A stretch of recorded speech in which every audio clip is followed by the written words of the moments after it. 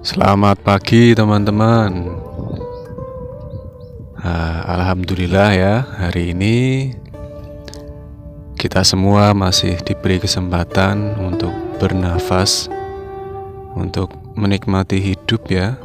Sekarang masih bisa bangun pagi ya. Yang dari awalnya kita mati ya, tidur, mati, kita dihidupkan kembali ya sama Yang Maha Kuasa untuk merayakan kehidupan ini teman-teman ya. Dan alhamdulillah hari ini cuacanya hangat ya. Saya juga nggak tahu kenapa yang mendadak kok hangat ya. Padahal kemarin tuh dingin teman-teman ya. Saya kemarin tuh ya itu pakai baju 3 lapis ya. Jadi baju heattech ya, daleman yang hangat. Terus sweater 2 ya, 3 lapis. Terus masih pakai jaket yang tebel itu ya, musim dingin yang warna hijau yang biasa saya pakai itu. Jadi 4 lapis kalau di luar, kalau di dalam saya 3 lapis ya kalau di pabrik. Lah ini saya nggak pakai jaket musim dingin ya, cuman lengan panjang sama kaos dalam 2 aja, 2 lapis doang. Itu aja kerasa panas ya ini ya, terik dan nggak dingin karena anginnya nggak kencang, nggak ada angin ya. Kemarin karena anginnya kencang, pas suhunya dingin jadi dingin rasanya teman-teman ya. Ya mau dingin, mau hangat, mau panas ini ya. Sekarang panas ini rasanya. Jemur langsung kering itu kayaknya, baju tadi sudah saya cuci ya, dijemur langsung kering kayaknya. Mau panas, mau dingin ya, ya disyukuri semua teman-teman ya. Kita rayakan ya, kita terima, kita sadari, lalu kita nikmati ya. Itulah makna bersyukur yang sesungguhnya teman-teman ya. Karena kalau kata Socrates itu kan ada 3 orang ya, berdasarkan pikirannya ya. Jadi orang yang pikirannya kuat itu ya, itu selalu membicarakan ide-ide ya, atau gagasan gimana caranya supaya kita bisa menjadi manfaat ya untuk hidup dan kehidupan ini teman-teman ya. Jadi emayu hayuning bawono ya, kalau orang Jawa bilang. Jadi memperindah kehidupan yang sudah indah ini, kita lebih buat indah lagi gitu ya. Entah itu kita membantu kedua orang tua, bekerja dengan baik ya, tidak merusak alam, membuat ide-ide gimana caranya ya supaya pendidikan anak bisa lebih baik ya, kehidupan keluarga kecil kita ya, dari yang paling dekat saja ya, keluarga ya, anak istri, gimana kehidupan mereka lebih layak lagi gitu ya. Jadi lebih bisa nyaman ya hidupnya. Kedua orang tua ya, nanti kalau kedua orang tua, anak istri sudah, kita bantu yang lebih dekat lagi, saudara atau nanti teman-teman, seperti itu teman-teman ya. Nggak usah muluk-muluk mikirin negara Indonesia teman-teman ya. Udah yang paling dekat ya diri kita sendiri gitu.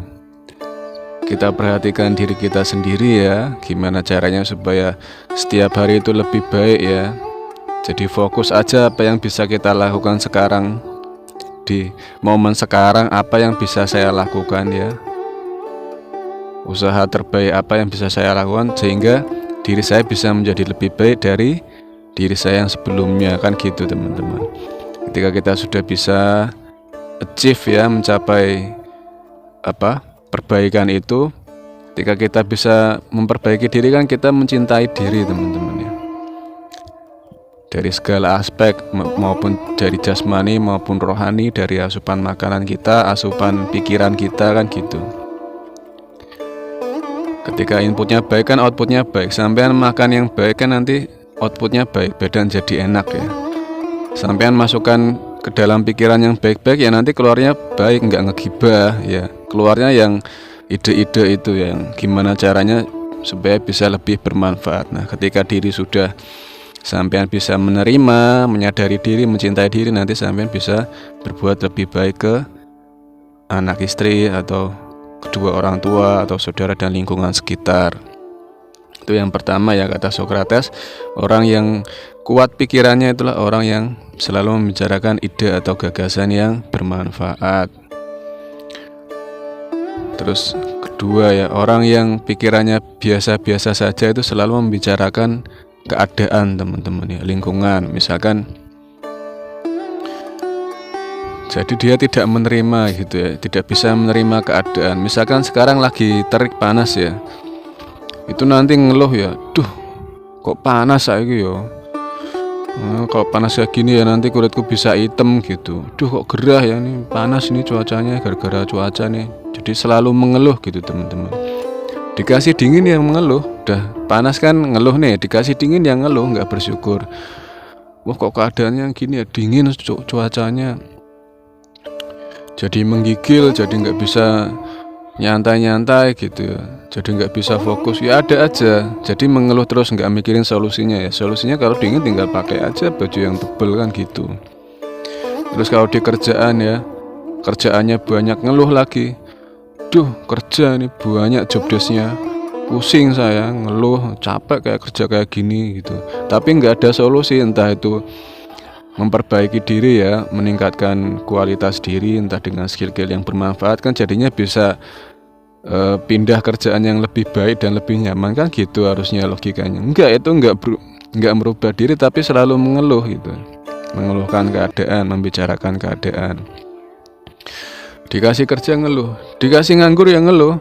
Pas nganggur ngeluh, aduh ngeluh nganggur, nggak kerja, nggak ngapa-ngapain, kayak gini mah nggak bisa dapat penghasilan gitu. Pokoknya nggak ada yang benar pokoknya. Kalau sama yang tipe 2 ini yang selalu membicarakan, selalu mengeluh. Sistemnya sudah baik tapi mau sistemnya kayak model kayak macam apa, kalau orangnya modelannya gini, mindsetnya ngeluh terus, ya udah jatuhnya itu jelek terus gitu. Kita mau bantu sebaik apapun tidak akan bisa merubah orang-orang tipe yang seperti ini. Dia akan selalu mengeluh meskipun kita sudah dukung dengan hal-hal yang baik. Misalkan kita sarankan hal-hal yang baik, pasti dia akan mengeluh, kowe urung ngrasakno koyo aku kok, kamu belum bisa merasakan di posisi saya. Pasti selalu seperti itu. Jadi selalu merasa dirinya itu korban ya. Akhirnya mengeluh ya, menjadi korban dari keadaan, selalu berpikir seperti itu.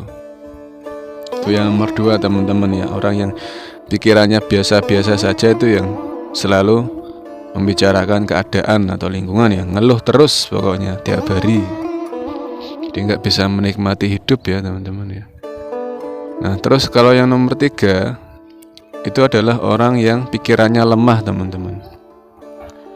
Orang yang pikirannya lemah itu yang kayak gimana? Ya orang yang selalu membicarakan orang lain ya, itu teman-teman, menggibah ya. Kita dikasih kesempatan hidup untuk menikmati ya hidup ya, sesuai kenyamanan kita ya, kita malah mikirin dan ngurusin orang lain gitu, kehidupan orang lain gitu, ngomongin orang lain, keburukan orang lain, tapi nggak ngaca keburukannya dirinya sendiri gitu ya. Ya ada aja, sampai kalau lihat di warung-warung kalau lagi ngumpul sama teman-teman kan pasti ada aja ngomongin orang ya. Ya itu berarti ciri-ciri orang yang pikirannya lemah teman-teman ya. Pokoknya sesuatu yang buruk tuh cepat menyebar ya di negara, ya nggak mesti di negara Indonesia ya, di mana-mana pokoknya. Mau di Jepang mau dimanapun, sesuatu yang buruk tuh cepat nyebarnya, lebih cepat dari sinyal 5G ya, atau udah sampai di telinga orang udah tahu aja, udah nanya, emang kamu gini-gini lah, tahu dari mana sampean ya gitu ya. Cepat sekali teman, lebih cepat dari kecepatan suara ya. Kecepatan cahaya kan kalah sama kecepatan suara ya. Lebih cepat dari kecepatan cahaya teman-teman. Suara kan kecepatannya kalah sama cahaya. Nah kecepatan gosip itu lebih cepat dari kecepatan cahaya. Nah hati-hati kalau kita sering membicarakan orang lain teman-teman, akhirnya kita tidak bisa mengintrospeksi diri ya, tidak bisa bercermin, merenungi diri apakah kita sudah baik gitu. Itu hal yang sia-sia teman-teman ya, seharian kita ngomongin orang lain itu membuang-buang waktu dan energi, akhirnya kita tidak bisa fokus untuk memperbaiki diri gitu. Kita kan selama hidup ini kan tugasnya selalu memperbaiki diri, sampai nanti akhir hayat kita ya, menjemput ya. Tidak pernah berhenti, selalu perbaiki diri, karena diri ini kan tempatnya khilaf ya teman-teman ya, lupa dan khilaf. Mau sampean sudah titulnya profesor, tapi profesor atau dokter pasti nanti ada aja di dalam diri itu lupa ya, entah karena sudah banyak uang ya akhirnya lupa diri kan gitu. Hal yang seperti itu teman-teman ya terlena karena duniawi, atau karena sudah terkenal dipuja-puja akhirnya lupa diri ya, tidak menyadari apa yang terjadi di dalam diri ya, entah mulai timbul rasa kesombongan ya, rasa ujub, bangga ya, akhirnya tidak sadar ya bahwa semua itu terjadi karena yang maha welas asih gitu teman-teman. Akhirnya mengaku-ngaku, wah iki karena aku mergo aku gini, karena aku seperti gini, ini itu ya, akhirnya sombong jatuhnya. Nah kayak gitu teman-teman. Jadi menjelek-jelekan orang lain, yang gibah, gosip itu adalah ciri-ciri orang yang pikirannya lemah seperti itu teman-teman. Ya ini sekedar intro aja teman-teman, yang ngomongin cuaca kok malah ngobrol kemana-mana. Jadi saya mau membahas tentang ini teman-teman ya, struk pembayaran di Kombini ya, saat kita membayar tagihan, entah membayar pokoknya tagihan apa saja ya, entah itu tagihan listrik, air, tagihan misalkan sampean ikut tes kan kadang bayarnya tagihannya di Kombini ya. Terus tagihan apa itu namanya, pensiun ya, itu sebaiknya jangan dibuang teman-teman sampai masalahnya selesai, sampai berakhir masa berlakunya. Misalkan seperti ini ya, kalau di Jepang kan sampean mau kerja mau nggak kerja kan ditagih uang pensiun ya. Seperti saya kan mulai kerja 1 April ya, itu saya bulan Maret ditagih teman-teman ya, karena saya dari pertengahan Maret sudah di Jepang. Cuma kan saya belum bekerja ya, itu ditagih uang pensiun sebesar 1.600.000 rupiah lah ya. Itu kalau secara logika kan kita agak nggak terima loh, saya nggak kerja tapi kok ditarikin uang, jadi seolah-olah tuh kita punya utang gitu. Soalnya setiap bulan dikirimin surat tagihan sebesar ini suruh bayar loh. Kita nggak ngutang tapi seolah-olah seperti punya hutang gitu. Nah setelah beberapa bulan ya saya nanya-nanya, ternyata teman-teman yang lain juga membayar gitu, karena memang peraturannya seperti itu. Mungkin kalau kita pikirkan lagi, mungkin dari negara Jepangnya menganggap bahwa misalkan orang ini tahu misalkan orang ini nggak kerja, kalau misalkan dia tetap nggak bayar, nanti di masa tuanya akan menyusahkan negara ya. Jadi pasal 34 di sini nggak berlaku teman-teman ya, pasal 34 UUD 45 bahwa fakir miskin dan anak-anak terlantar dipelihara oleh negara, di sini nggak berlaku ya. Jadi sampai kalau hidup di sini harus mau nggak mau kerja untuk membayar jaminan pensiun ya, atau nenking. Karena kalau sampai nggak kerja tetap ditagih, karena nanti supaya saat sampean sudah waktunya memasuki umur pensiun, umur 60 tahun, nah nanti uang yang ditarikin itu tiap bulannya untuk menopang kehidupan sampean. Jadi kalau kata teman saya yang Jepang ya, itu kan orang tuanya sudah mulai nerima nenking ya, itu dia menerimanya tiap 2 bulan sekali teman-teman. Cuman besarannya berapa saya nggak nanya ya, pokoknya nenking yang sudah dibayar itu nanti diberikan 2 bulan sekali. Besarannya tergantung kata teman saya ya, tergantung beda-beda, karena tiap orang ditarikin nenkingnya beda-beda sesuai besaran upahnya atau gajinya setiap bulan. Semakin besar pendapatannya, semakin besar dia potongan nenkingnya. Cuma nanti saat pensiun dia semakin besar manfaat yang dia terima gitu, semakin besar jatah nenking yang diterima tiap 2 bulan sekali itu teman-teman. Mungkin berpikirnya seperti itu teman-teman, misalkan yang nggak bayar kok tahu-tahu pas umur pensiun nerima uang, kan pasti nanti menimbulkan kesenjangan sosial loh. Kayak orang bayar kok meskipun nggak kerja ya kok dapat uang pensiun, ya nggak adil seperti itu. Jadi mungkin mikirnya sampai jauh ke situ ya pemerintah Jepang, makanya diputuskan mau kerja nggak kerja tetap ditagih uang pensiun. Nah,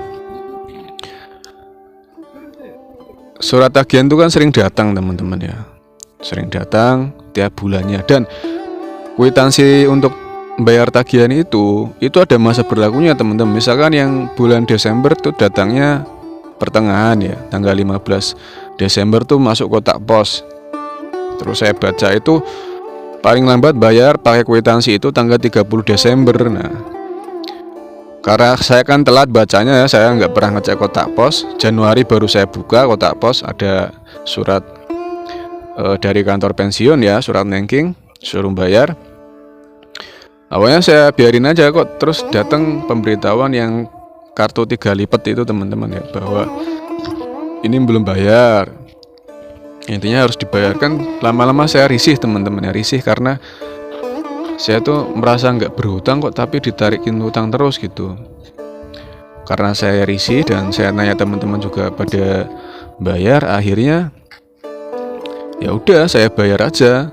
Cuma karena pas itu kwitansinya yang datang adanya yang Desember, ya udah saya bayar dengan kwitansi Desember, padahal itu sudah masa berlaku kwitansinya sudah habis ya membuat bayar ya.